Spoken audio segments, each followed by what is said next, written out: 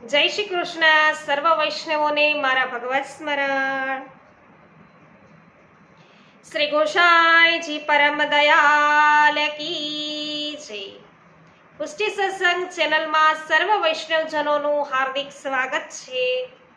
તો વૈષ્ણવો આજે સાથે મળીને સત્સંગમાં 252 વૈષ્ણવોની વાર્તામાંના 55મા વૈષ્ણવ શ્રી નિહાલચંદભાઈ જલોટા ક્ષત્રિય એમના વાર્તા પ્રસંગ આજે આપણે સાંભળવાના છીએ. વૈષ્ણવ છે 55માં.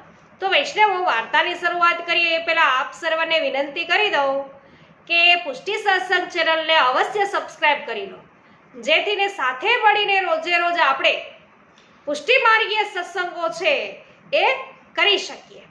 તો અવશ્ય તમને પુષ્ટિ સત્સંગ ચેનલ પર પુષ્ટિ માર્ગીય સત્સંગો છે એ સાંભળવા મળશે. અને તમને આનંદ આવે તો વિડીયોને લાઈક, કમેન્ટ અને શેર કરજો, જેથી દરેક વૈષ્ણવ સુધી સત્સંગ છે એ પહોંચે.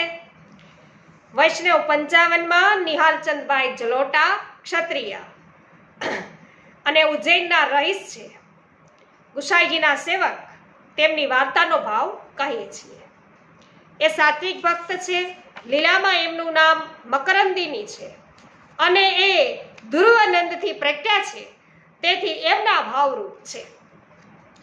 તેમનો જન્મ છે ઉજ્જૈનના એક જલોટા ક્ષત્રિયને ત્યાં થાય છે. એક ક્ષત્રિય પદ્મારાવણના ઘર પાસે રહે છે. તેથી નિહાલચંદભાઈ તો બાળપણથી જ કૃષ્ણ ભટ્ટના સંગમાં રહે છે.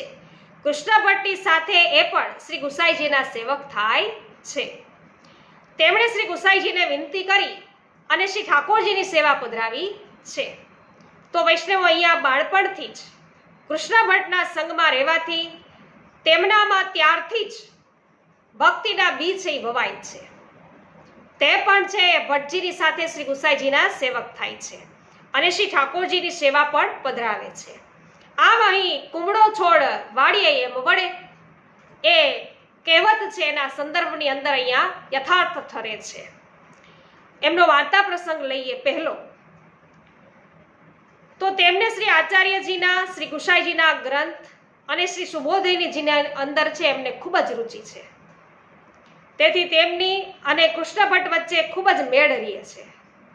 કૃષ્ણ ભટ્ટ ગ્રંથ અને સુબોધિની કથા તેમને રાત દિવસ સંભળાવ્યા કરે છે, જે પછી તેઓ વાર્તા પણ કરે છે.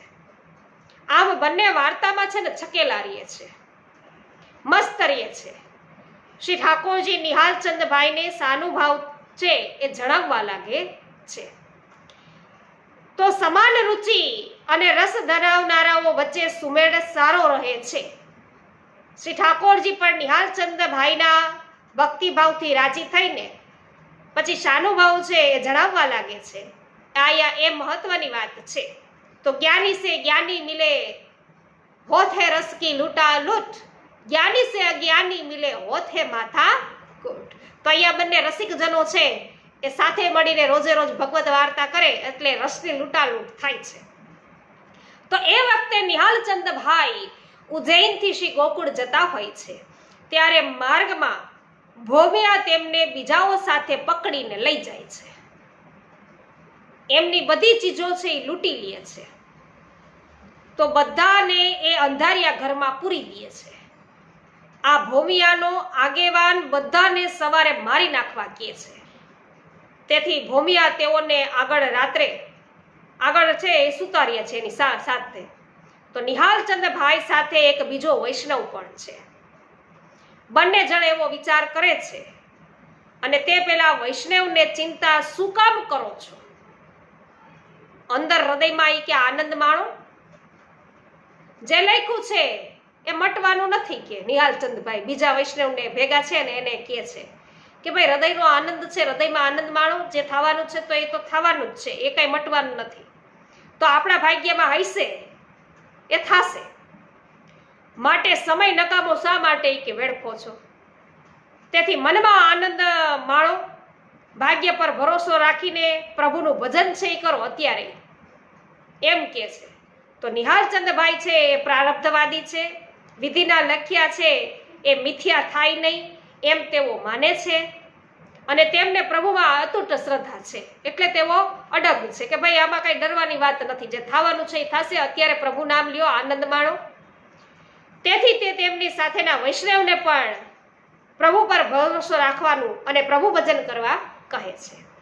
પછી તે બંને ખૂબ આનંદ પામીને પ્રભુનું કીર્તન કરવા લાગે છે. એવા વિકટ સમયમાં તો એ ભોમિયાની જનેતા વૈષ્ણવ છે, જ્યાં બધાને લૂંટી લીધા, પૂરી દીધા અંધારા રૂમમાં, એની મા વૈષ્ણવ છે. તો ચાચાજી દ્વારા તે શ્રી ગુસાઈજીની સેવકની થઈ હતી. તે આ બંને બેના કીર્તન સાંભળે છે. પછી તે તેના એક માણસને એ બંને કે કોણ છે, જાતો તપાસ કરીએ તો કે એમ પૂછવા એ બંનેને મોકલે છે. તો એ બંને કોના સેવક છે એ જાણવા તે ઈચ્છે છે. તો પેલો માણસ આવીને એ બંનેને તમે કોણ છો એ કે કોના સેવક છો આમ પ્રશ્ન કરીને પૂછે છે.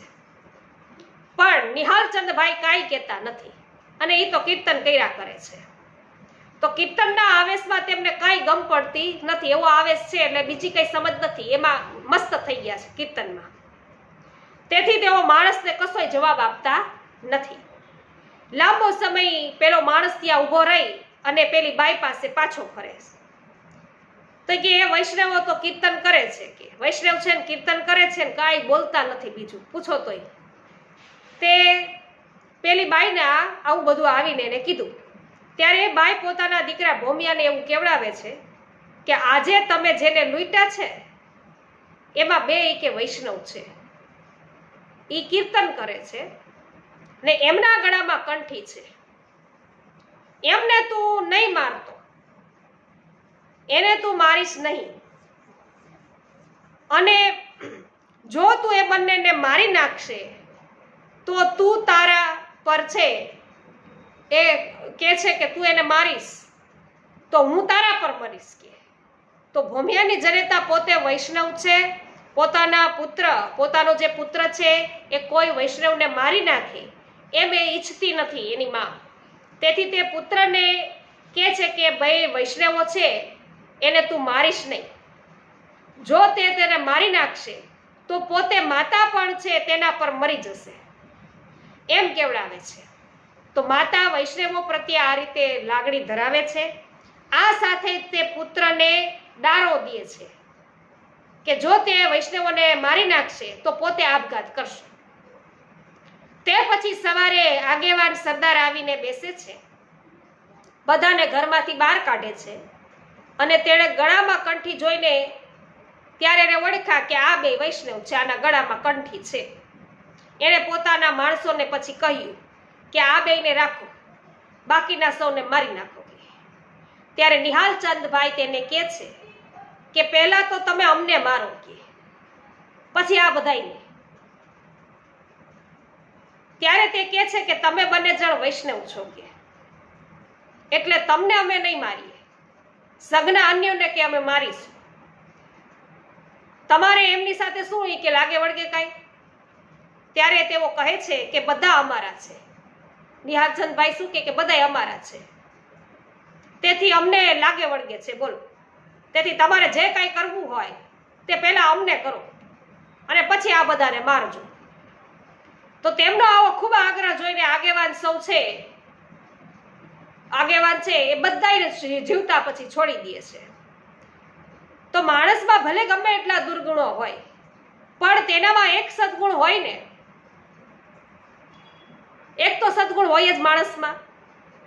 ગમે એટલો દુર્ગુણો હોય પણ એકાદો સદગુણ હોય. તો અહીં જોઈએ તો ભોમિયો લૂંટારો છે, હત્યારો છે, તેનામાં બીજા ઘણા બધા દુર્ગુણો હોય છે, એ સંભવ છે. આમ છતાં તેનામાં એક સદગુણ એ છે કે તે માતૃભક્ત છે, લ્યો માની વાત માનનારો છે, માની આજ્ઞાનું એ ઉલ્લંઘન કરતો નથી. વળી નિહાલચંદભાઈ પણ સ્વાર્થી નથી, બોલો. કે હાલો આપણે બચી ગયા, બીજા બધા ભલે મરી જાય, એવું એ વિચારતા નથી. કારણ કે વૈષ્ણવો એવા ન હોય. અહીંયા વૈષ્ણવના લક્ષણો નિહાલચંદભાઈ દ્વારા આપણે મેળવીએ છીએ. તો નિહાલચંદભાઈ છે એ સ્વાર્થી નથી, એટલે કે વૈષ્ણવ ક્યારે સ્વાર્થી ના હોવા જોઈએ. તે માત્ર તેમનો અને બીજા વૈષ્ણવોનો જીવ બચાવીને બેસી રહેવા ઈચ્છતા નથી, કે મારા ભેગો એક વૈષ્ણવ છે એને હું અમે બે બચી જવા જોઈએ, એવું એ વિચારતા નથી. તેથી આગેવાની છે એ રાખીને સંઘના બીજા બધા જ્યારે આગેવાન છે સંઘના બધાને મારી નાખવાનું કે છે ત્યારે પોતે આગેવાની રાખી અને શું કે છે કે ભાઈ સર્વપ્રથમ તો તમે અમને મારો, અમને મારી નાખો પેલા. અને છેવટે એમના આગ્રહ સામે છે એને નમતું જોખવું પડ્યું સરદારને, અને પછી સરદારે સૌને બધાને છોડી દીધા. આમ વૈષ્ણવ જન તો તેને રે કહીએ જે પીડ પરાઈ જાણે રે, એ પંક્તિ વૈષ્ણવો અહીંયા નિહાલભાઈ ચંદ છે એમના જીવનની અંદર યથાર્થ ઠરી છે. કારણ કે જે બીજાઓની પીડને જાણનારા હોય ને એને કહેવાય વૈષ્ણવ. પછી આ આગેવાને નિહાલચંદભાઈ છે એને એવું કહ્યું કે બધાના વતી તમે અમને લખી આપો કે અમારું કશું ગયું નથી એમ. તેઓ લખી આપી અને સંઘના સૌને કહે છે કે કોઈએ પણ આ અંગે કોઈને કશું કહેવું નહીં. આમ કહી તેઓ બધાને છોડાવે છે અને પછી સંઘના તમામ માણસો તેમને કહે છે કે અમે બધા તમારી કૃપાથી જીવતા છૂટ્યા છીએ કે નિહાલચંદભાઈને કહે. આમ તેઓ તેમને ખૂબ વિનંતી કરે છે. પછી આગેવાન નિહાલચંદભાઈ અને એમની સાથેના વૈષ્ણવ બંનેની જે વસ્તુ લીધી હતી તે પરત કરવા લાગે છે. ત્યારે નિહાલચંદભાઈ તેને કહે છે કે બધાને પરત કરવાના હો તો તમે પરત કરો, નહીતર શા માટે તમે પરત કરો છો? ત્યારે તો સરદાર તેમનું કહેવું સાંભળીને ખૂબ જ રાજી થાય છે. સંઘના સૌનું જે કંઈ હતું એ સૌને પરત કરે છે. એક વસ્તુ તે નિહાલચંદભાઈ અને વૈષ્ણવ બંનેને આપે છે. વળી એ દિવસે સઘળા સંઘને સીધું આપીને રસોઈ પણ કરાવે છે. પછી પોતાના માણસો સાથે સઘળા સંઘને સીમ સુધી પહોંચાડે છે. નિહાલચંદભાઈ આવા ભગવદીય હતા વૈષ્ણવ. પછી પોતાના માણસો છે એને ન્યાસ સુધી પહોંચાડ્યા તો પ્રાણ જવા સુધીનું કષ્ટ આવ્યું એના પર, છતાંય પોતાનો ધર્મ છે એ છોડતા નથી એવા નિહાલચંદભાઈ વૈષ્ણવ. તો નિહાલચંદભાઈની વાત સાંભળીને સરદારનું હૃદય અહીંયા પરિવર્તન થઈ ગયું અને તે બધાને જીવતા છોડી દઈને સૌની લીધેલી ચીજો છે પરત કરે છે અને એક દિવસનું સીધું બધાને આપી અને રસોઈ કરાવે છે અને પછી સંઘને વડાવે છે. તો બીજી તરફ નિહાલચંદભાઈ પણ પરગજુ છે. તે સંઘના સૌની તેઓને ચીજ છે પાછી અપાવે છે. તેથી માર્ગની એ રીત છે વૈષ્ણવો, પુષ્ટિ માર્ગની એ રીત છે કે વૈષ્ણવ ધર્મ છે એ ગુપ્ત રાખવો. વળી પરોપકાર જેવો કોઈ પદાર્થ નથી.